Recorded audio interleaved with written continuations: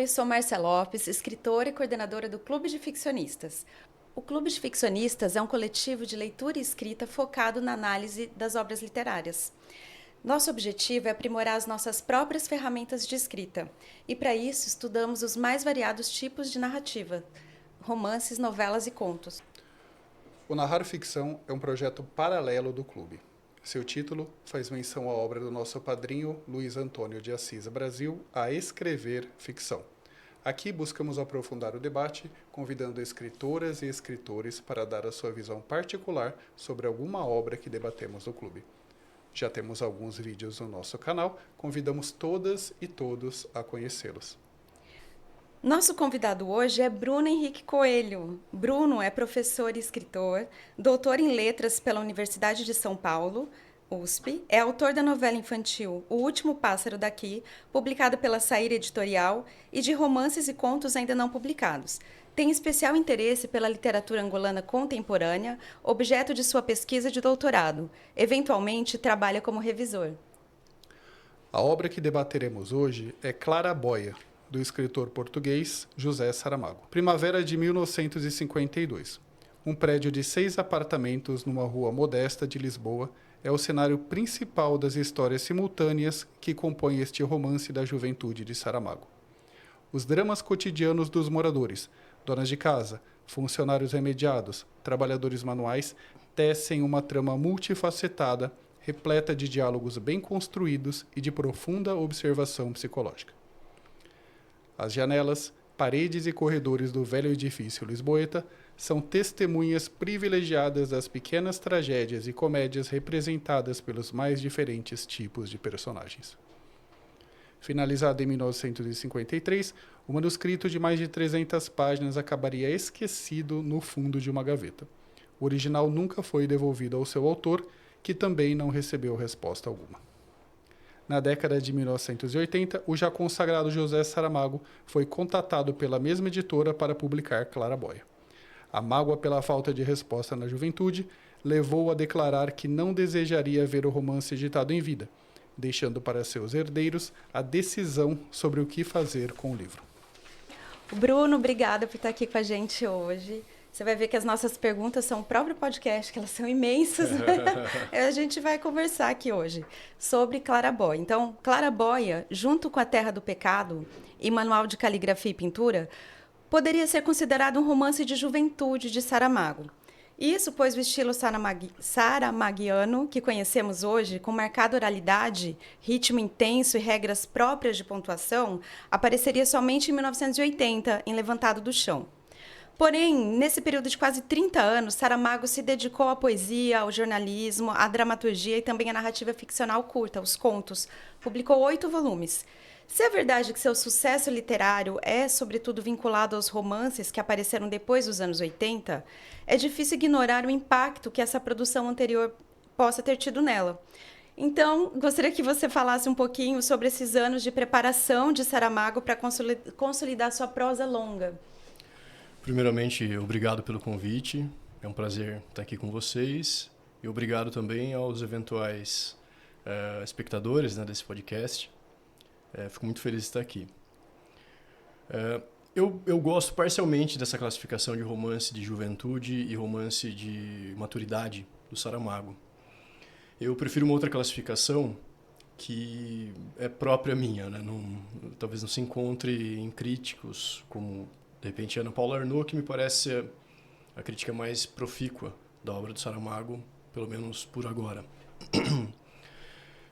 Mas, considerando essa construção, esses romances da juventude dele, que não são tão juventude assim, né? Ele escreve esse aos 38 anos,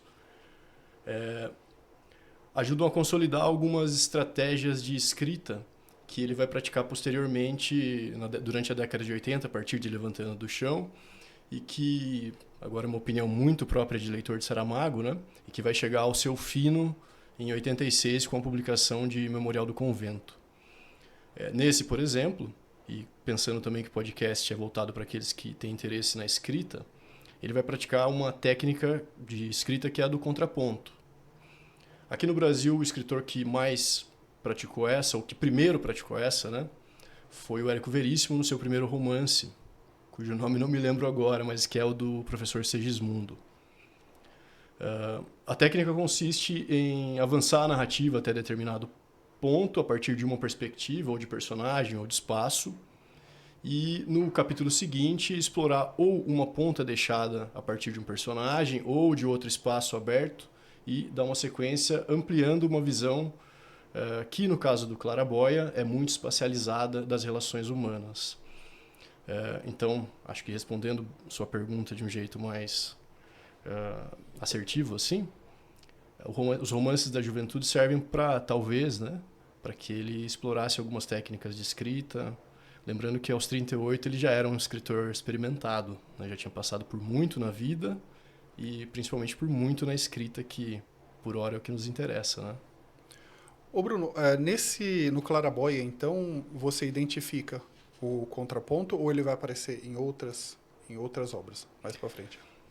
No Claraboia, o contraponto fica bem marcado.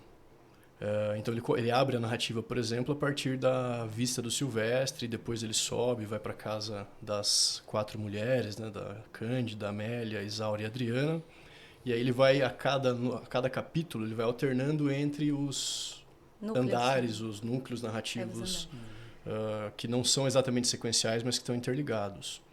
Em outros romances, isso também aparece, mas em menor escala. Nos romances da maturidade dele, vamos considerar assim para manter a mesma linha de divisão da obra, o que ele vai mais explorar é aquilo que eu gosto de chamar, e é por conta própria mesmo, Fernando, de zoom out. Ele vai começar a narrativa a partir de um fato muito pequeno que se abre para coisas maiores, né? Por exemplo, em Ensaio sobre a Cegueira, né, a primeira cena é um carro parado no trânsito, uma pessoa gritando dentro, e de repente ele percebe que está cego, por isso desespero, e a partir daí o plano maior é apresentado. O mesmo se dá com o Memorial do Convento, por exemplo, né? E também com Levantando do Chão.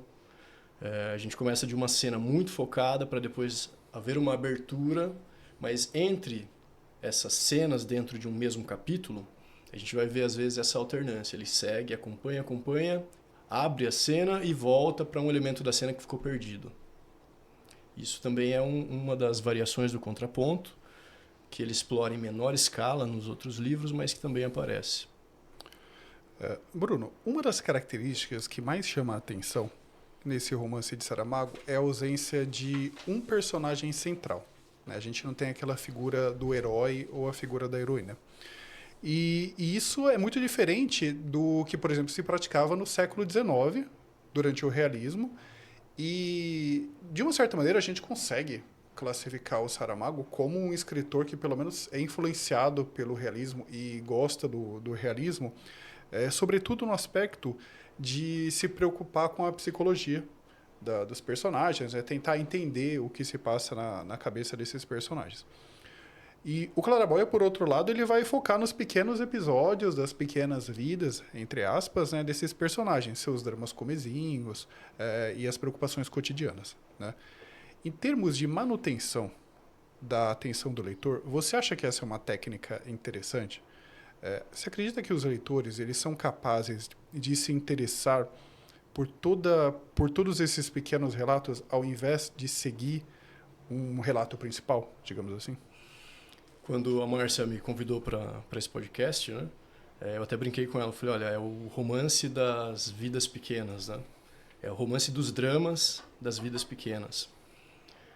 E eu vejo nisso sim uma vantagem, Fernando, para captar um pouco da atenção do leitor. Primeiro que, para o público que chega a Saramago por esse livro, por exemplo, que nunca leu e vai começar a leitura, vai conhecer o Saramago a partir desse, há muitos pontos na construção das personagens que aproxima dos leitores, de possíveis leitores. O próprio comum das pessoas, os dramas nos relacionamentos, os problemas com a vizinhança. E acho que a manutenção da atenção mesmo se dá justamente porque no fim de cada capítulo, ou próximo ao fim, falando no fim, dá a impressão que é a última frase, né? Embora as últimas frases deles sejam arrebatadoras aqui nesse caso. Mas chegando ao fim dos capítulos, ele sempre deixa uma ponta solta.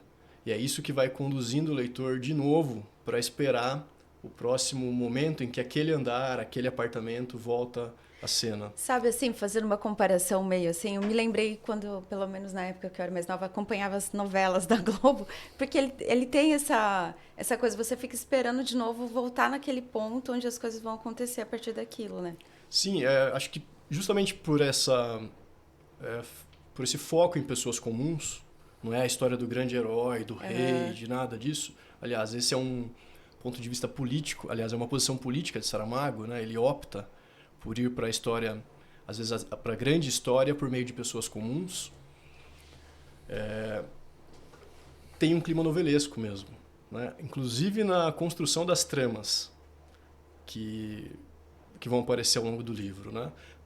O exemplo mais claro disso no livro é na trama do quarto das mulheres, né? Do apartamento das mulheres. Existe ali um elemento novelesco muito poderoso envolvendo um tabu sexual.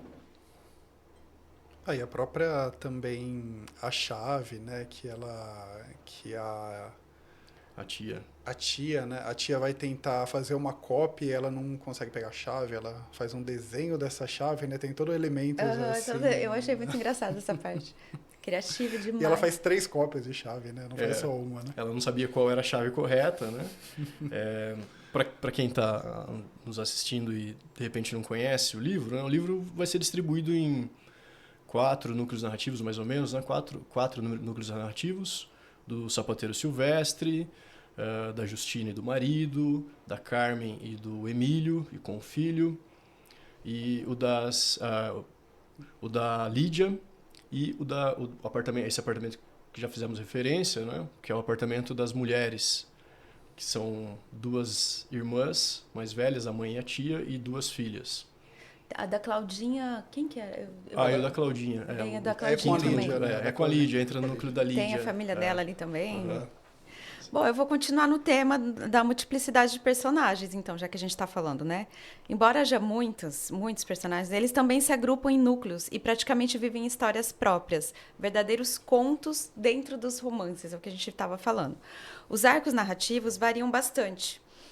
Temos a constituição de uma profunda amizade, o Silvestre e o Abel, que inclusive, né, não vou dar spoiler aqui, mas os diálogos às vezes são lindíssimos, né, de acompanhar. Lindos. A separação de amantes, a Lídia e o Paulino, o despedaçar dos sonhos, a Carmen e o Emílio, e apenas para citar alguns.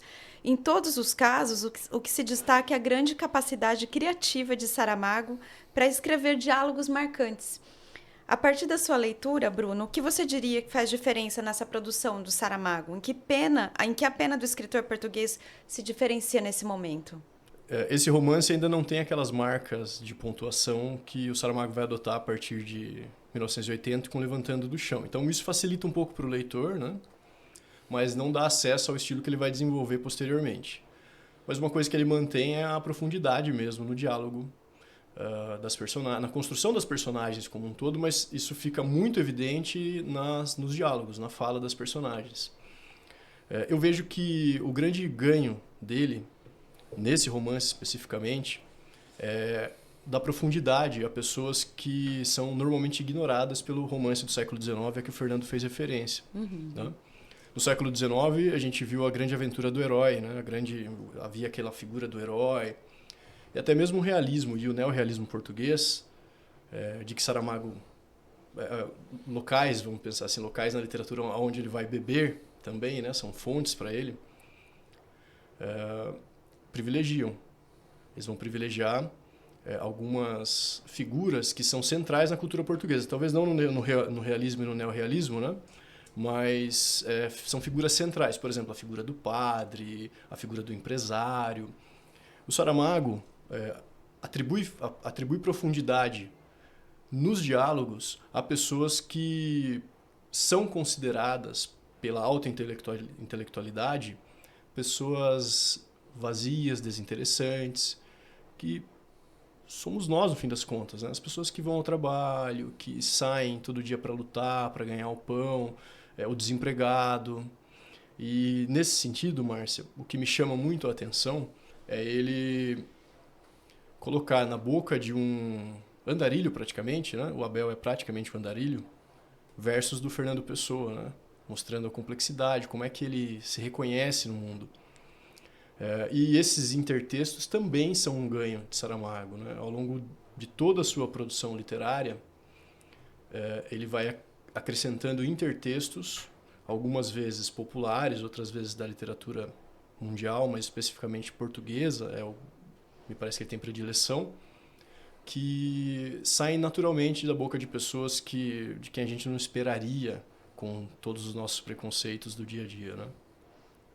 Ele tem um trecho que, assim, agora eu não vou saber destacar, mas da conversa do Silvestre com a Bel, que eles estão falando justamente assim, que eles também são parte ali dessa massa, desse povo. Ele destaca isso no texto, numa fala de um dos dois. Muito bonito ali no meio do livro. Você citou o realismo, né, e também citou o neorrealismo aqui. E, enfim, são movimentos de resgate dos valores dessa literatura do século XIX, né? Sobretudo do realismo, claro, e também do naturalismo, né? O neorrealismo, ele marcou muito o cinema, né? A gente tem o neorrealismo italiano, que é uma grande referência também, mas deixou muitas marcas na literatura, né?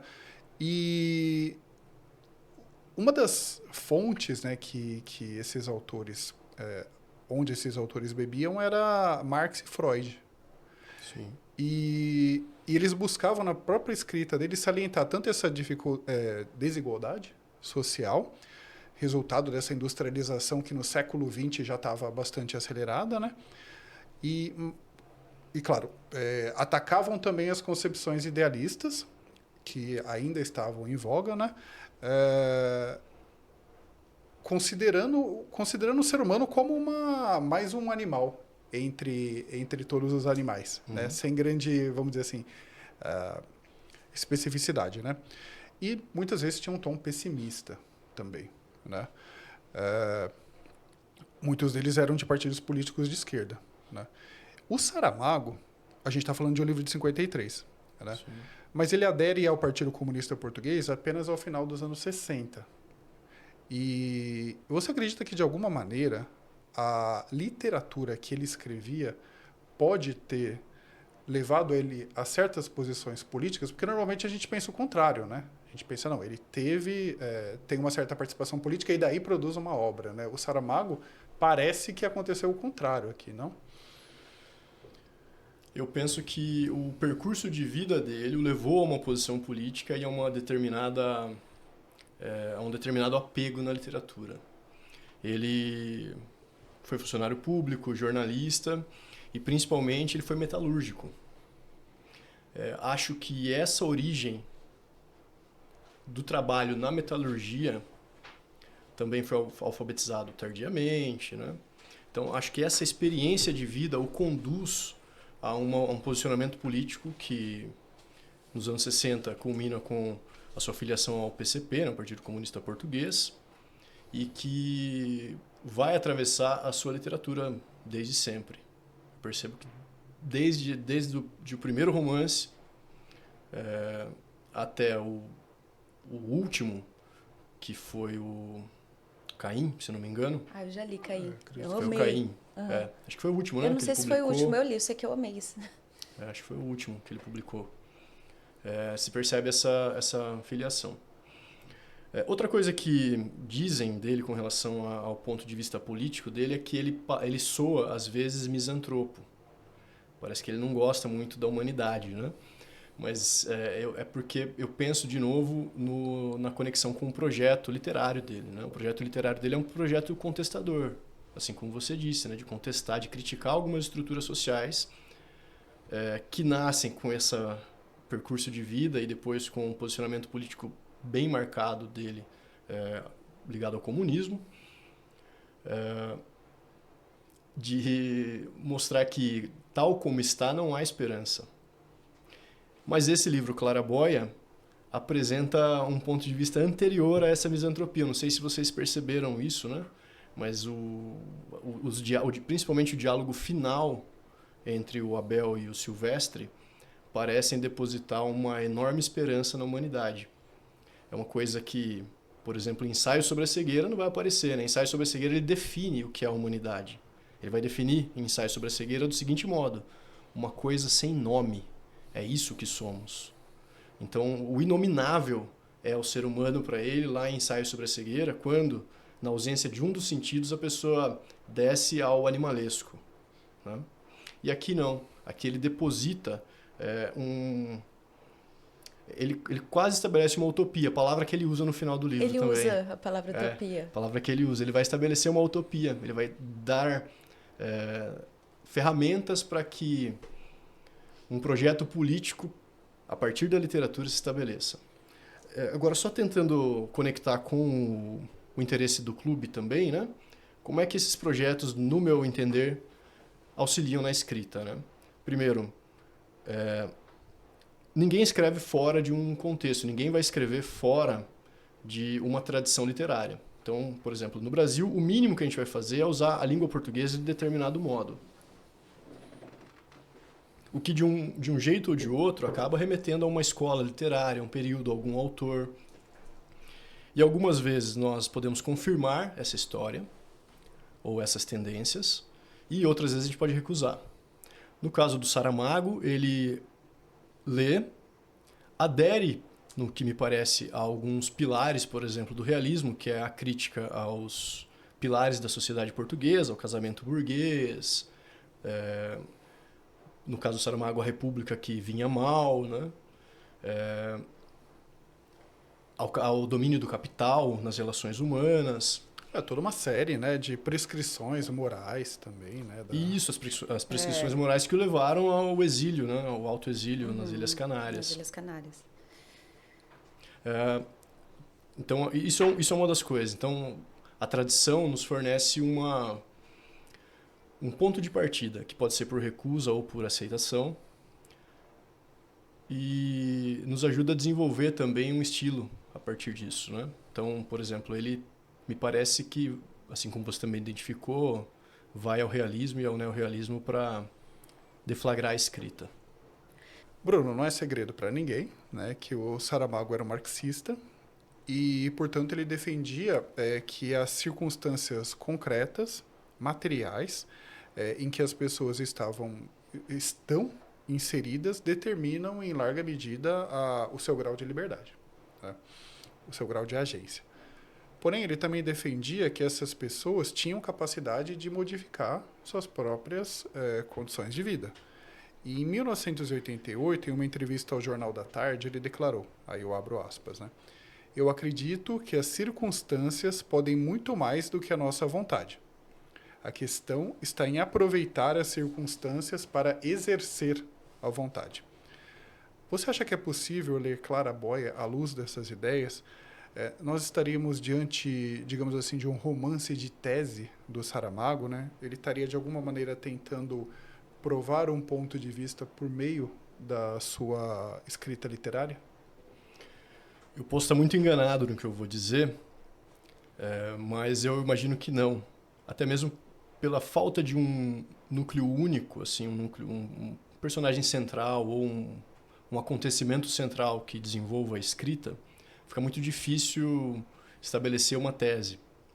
A proficuidade de pontos de vista, de personagens e de núcleos narrativos permitem, talvez, estabelecer várias teses, não uma única que possa ser sustentada ao longo de todo o enredo.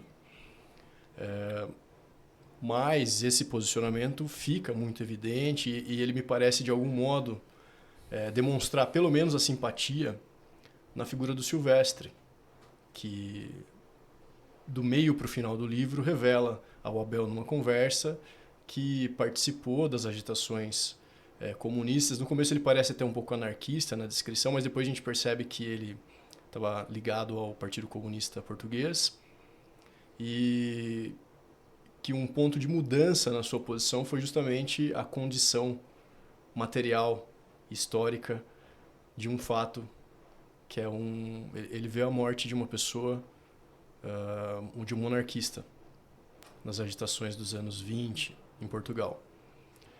Isso o personagem, só para deixar claro, tá? O Silvestre, o sapateiro, ele acaba mudando, ele acaba ficando menos ligado, talvez, às teorias que começava a defender, movido por um amigo de oficina, depois de ver a materialidade mesmo, né? A prática, e para o marxista isso é muito importante, né? A prática é a 8ª tese de Marx sobre Feuerbach. Se a verdade existe ou não é uma questão de prática, uma questão de praxis. Então, eu sou marxista. A minha tese de doutorado, ela vai aos marxistas mais contemporâneos, né? E precisei ler muito para poder estabelecer o meu ponto de vista político e social também, a partir disso. Mas aí a condição prática do seu ato é o que acaba determinando essa mudança de perspectiva do Silvestre com relação às suas ideologias, né? Então, se a verdade existe ou não, é uma questão de prática. Até porque, quando você tem um romance de tese, hoje em dia, ele soa muito panfletário, né? Em vários momentos nesse último diálogo do Abel com o Silvestre, na minha cabeça ia assim, nossa, agora ele vai ficar panfletário. E em nenhum momento acontecia isso. E é interessante como ele vai movimentando a gente. Eu tive esse né, pensamento assim. também. Mas assim, De ficar esperando... O momento que ele falava, vou Felícia, o Partido Comunista, né? Mas o diálogo final é impressionante, né? Nossa, é impressionante. É impressionante como ele trabalha também nesse diálogo o anticlímax. Porque eu também li esperando ele, poxa, agora ele vai converter o Abel, agora o Abel vai aderir. Você também teve agora... essa sensação? E no fim, ele não está tentando convencer o Abel de nada. Né? Tanto que o Abel inverte, inclusive, no fim, né? a posição. O Silvestre, que falava com tanta propriedade sobre a prática da vida, acaba aceitando que a sua prática não simplesmente se apagou. Bom, eu vou voltar ao que a gente vinha falando sobre Saramago parecer olhar, porque eu acho que é o grande tema aqui desse livro, ele parece olhar para a grande massa, que não é vista. Até foi sobre isso que você conversou comigo, a gente conversou quando a gente estava falando sobre a entrevista. Uhum. É uma proposta que insere os, digamos, marginalizados da sociedade, ou seja, como você usou um termo que você usou, a raia miúda. O tempo e o espaço da narrativa também são praticamente ali o presente, e acontecem dentro de uma mesma situação, parece que é uma mesma comunidade ali onde eles estão, né? Enquanto o enredo de cada núcleo é costurado entre os capítulos de forma muito simples. Então, aparentemente, a grandeza deste livro está na simplicidade, tanto da forma quanto do conteúdo e do tema que ele traz à tona. Então, assim, a gente já falou um pouquinho, né, sobre como o Saramago fez isso, que você pensa, se você quiser acrescentar alguma coisa. E sendo estudioso da literatura, eu fiquei pensando, eu sei que você já leu muita coisa, a gente já conversou sobre muitos autores, assim, que você gosta, né? Você consegue comparar os elementos deste texto com algum outro que tenha lançado luz sobre as classes menos favorecidas? Eu me lembrei muito de Dickens, assim, se bem que é outro período. Né, também. Hã? O Steinbeck. Também. No século XX. O Steinbeck. O Tempo Perdido, de Dickens, que eu li, é maravilhoso. Tempos Difíceis. Tempos Difíceis. Nossa, Tempo Perdido, foi em outro lugar. É maravilhoso. E assim, eu fui me lembrando de algumas... Claro que é outro tempo, outra situação. E assim, outra construção. Mas essa luz que ele lança, assim, sabe? Eu achei interessante. Agora, sobre a construção, você consegue trazer alguém, assim, que te vem à memória? Primeiro, também pretendo falar aqueles que gostam de escrever. E depois eu respondo a sua pergunta. Ótimo, vamos lá. Que são as conexões, né? Isso. Para quem gosta de escrever, acho que um bom projeto de trabalho de tempo narrativo se encontra aqui nesse livro. As ações todas do livro não se passam em mais de um mês, né? Ela começa por volta do dia 19, 20 de março de 1953, se não me falha a memória, o ano coincide com o ano da publicação. E ao longo de 3 ou 4 semanas, toda a história se desenrola. E o que também vale para quem gosta da escrita é que não há um acontecimento. É quase um romance de crônica. Vamos tentar criar esse oxímoro, né? Um romance cronístico, talvez, mas não é exatamente isso. Do dia a dia ali. É um romance do dia a dia, isso. É um romance do dia a dia. Obrigado, Márcia. É um romance do dia a dia. E não tem nada de especial acontecendo. são os dramas cotidianos mesmo. Como disse o Carrascosa, desculpa te interromper, a Sim. gente entrevistou o Carrascosa aqui, ele fala sobre isso, que assim, a vida é feita de um ou outro grande acontecimento, são alguns, mas todo o resto é uma preparação para que esses dias aconteçam, é meio que isso. É essa preparação aqui que está nesse livro do Saramago, parece. Exatamente, é a história dos dias que precedem o grande dia. Isso fica muito claro na relação entre a Carmen e o Emílio, né? Ele fica o livro todo desejando pelo momento em que ele poderia se ver livre da esposa e vice-versa. Então, a gente vai acompanhando nesse núcleo narrativo essa preparação para o grande momento da vida dos dois, que é o momento em que eles vão se ver afastados, né? Ela vai para Galícia e ele vai ficar sozinho em Lisboa. E eu não vou dizer o que acontece, Pode mas... falar, né? Sim. Acho que já Sim, pode sim. falar. E quando chega o momento, ele simplesmente não sabe o que fazer com a conquista, com a liberdade que ele obtém, né? Agora, pensando nessas conexões possíveis, né? Eu mencionei um, que é o do Érico Veríssimo, cujo nome não me lembro, é o primeiro romance dele. Quando eu dava aula em cursinho, eu trabalhei porque ele foi, acho que em 2017 esteve na lista de um dos vestibulares, não consigo me lembrar o nome. Isso em termos de estrutura, né? Pensando assim, o contraponto e também a ligação com essas personagens menos favorecidas, né? Do Dionélio Machado, Os Ratos, também tem essa conexão de classe. E deixa eu procurar algum um pouquinho mais recente, talvez, que não está tão ligado à alta burguesia nem nada. Deixa eu pensar algum mais novo, assim, que não seja uma referência lá dos anos 30, 40, né?